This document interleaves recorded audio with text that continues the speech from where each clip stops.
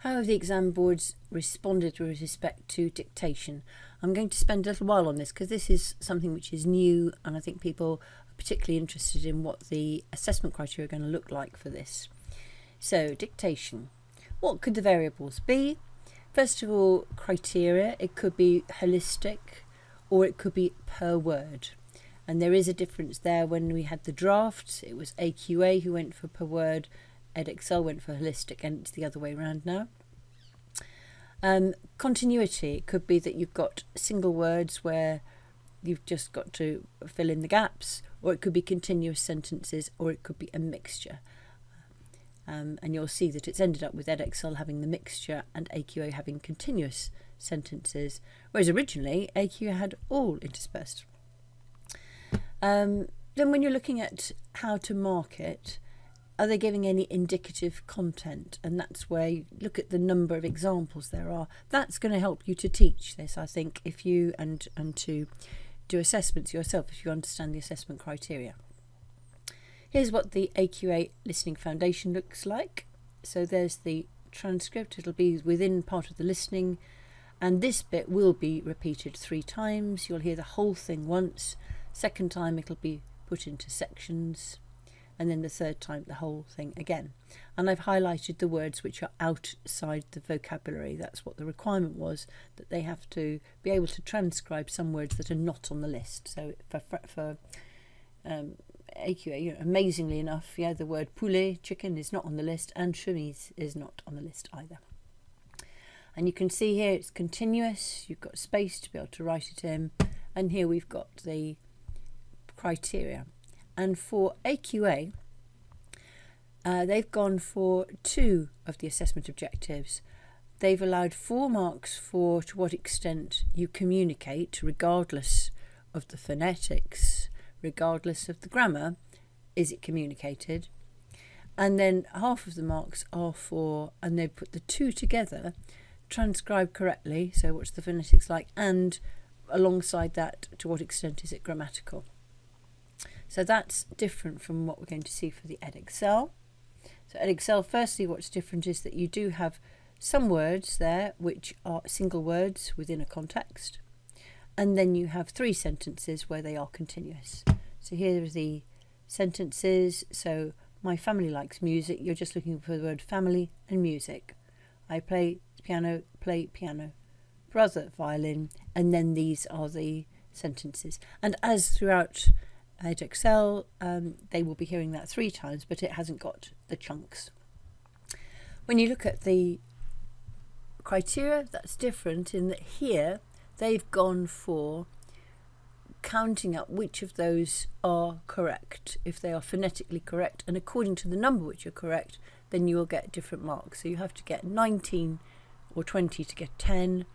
If you've got 3 or 4 right, you get 2, so on.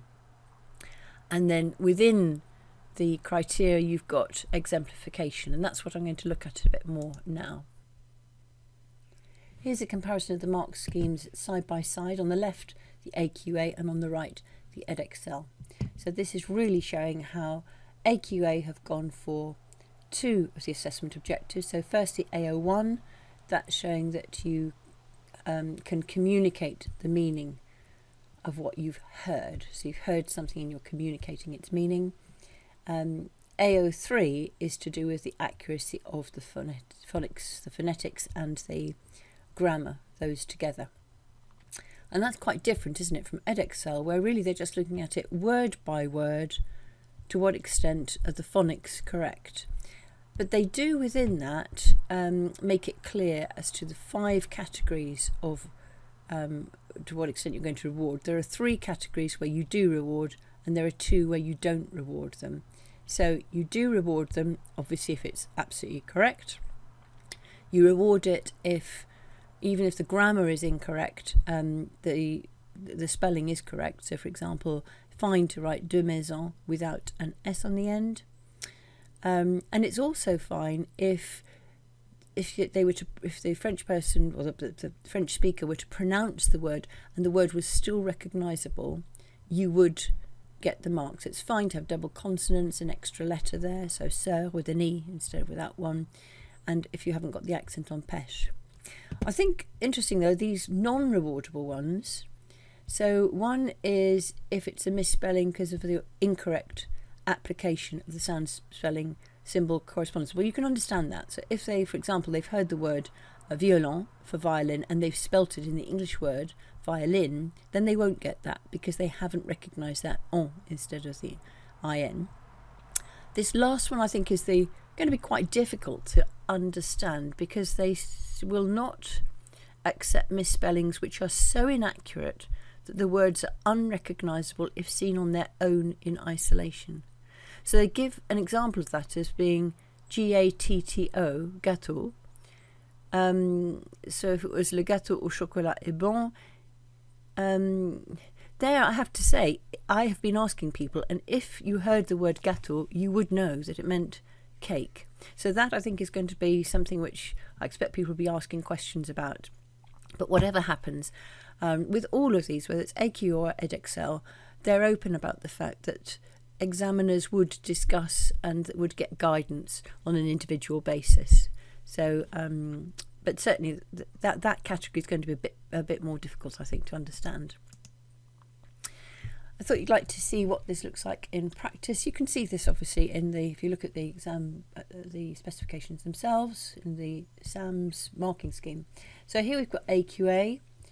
So I think that this at a glance is showing that you are going to be getting credit for being able to communicate, even if, and in the case of AQA, it means even if you have a little bit of a mistake with the phonics, you still would get a mark for the for the communication. So for example, here I suppose vous portez une belle chemise. Chemise, it could be, well, that's actually not correct because it should be the chemise.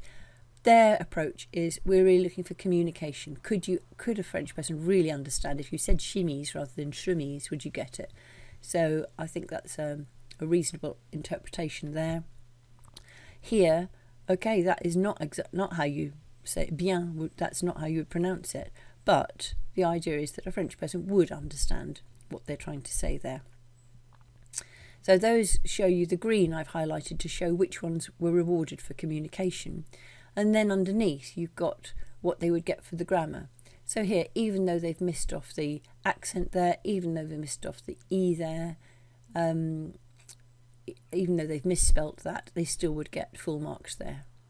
Whereas here, it's deemed that here there are more mistakes on the grammar and that these have got serious mistakes there. On the Edexcel, likewise, they have very helpful exemplification here.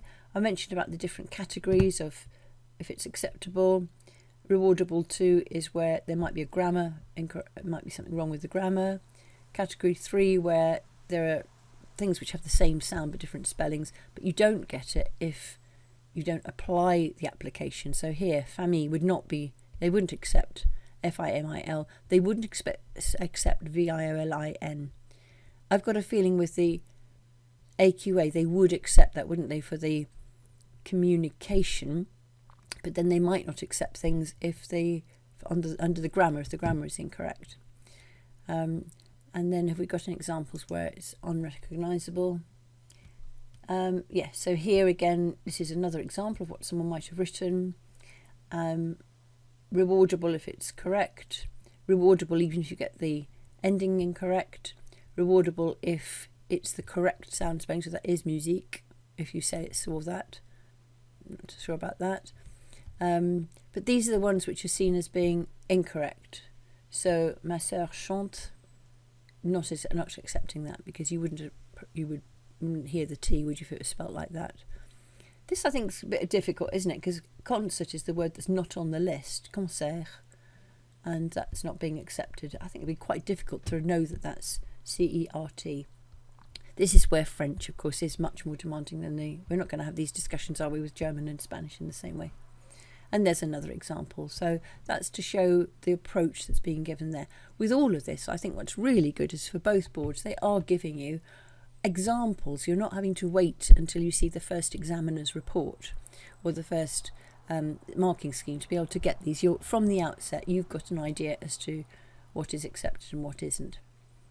How that's going to change your teaching, I'm not sure, because in the end, I think you'll want people to be able to say things with the correct pronunciation and as grammatically as they can. I don't think you'll be training people to get away with things, will you? There's the Educast one, which I'll go through when it's being confirmed. And this is what you will see in my document, where I've highlighted the things which I've just been mentioning, I've gone through. And I do think it is good the way that now both boards have come up with these fairly straightforward sentences which they have to do.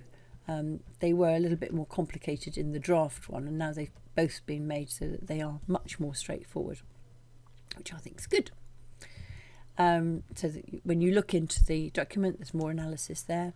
I thought you'd like to see the higher dictation again, just to be able to see the level of demand perhaps here. So here's the AQA one, where it is getting increasingly more difficult, and the words which are not on the syllabus are here, or the vocabulary list, so jambon and pilote.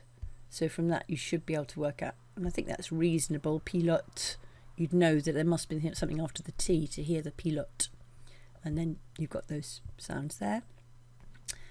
And the marking is the same, where you've got AO1 and AO3 there. And there are the examples similar, where I've highlighted which in green where it's accepted. I'm trying to show that it's accepting it even if the sound spelling is incorrect, or even if the grammar is incorrect. There we are. So you might have to pause and look at that, or look in your the document that you've got. So here, yes, here's an example where notre, well, that's chien. That pronunciation, that's not how it would be done, but it is communicating the correct message, isn't it? So they're focusing still on communication and separately accuracy. And for the dictation, the higher level for Edexcel, same as the foundation. You've got some single words, and then you've got some which are consecutive. And same thing here, where here you've got more words because it's out of 30, and it's 3 per band. So you'll go through it and you'll tick to say, yes, that's acceptable, yes, no, no. And these are the words that are not in the syllabus, because I'm a sad person that I am. I know that banana, I think, is about the only fruit that is in the top 2,000. So here we are. But the others, for both of them, I mean, they are words, aren't they, which you'll have covered, you'll be doing it. So although it's meant to be there for testing, sound spelling, correspondence, actually they are words. They're not words they've never come across before. If they've learnt the words, that should help a lot. So here we are, a similar thing where you've got, oh, it's all gone out of sync here, never mind. The rewardable ones, rewardable 2, rewardable 3, non-rewardable when it actually is incorrect. And the final one where it wouldn't have been understood. So apparently, if you say il faut manger de la nourriture saine, if you spell it S-E-I-N-E, then it wouldn't be acceptable. There we are. And then there's a commentary which goes with that.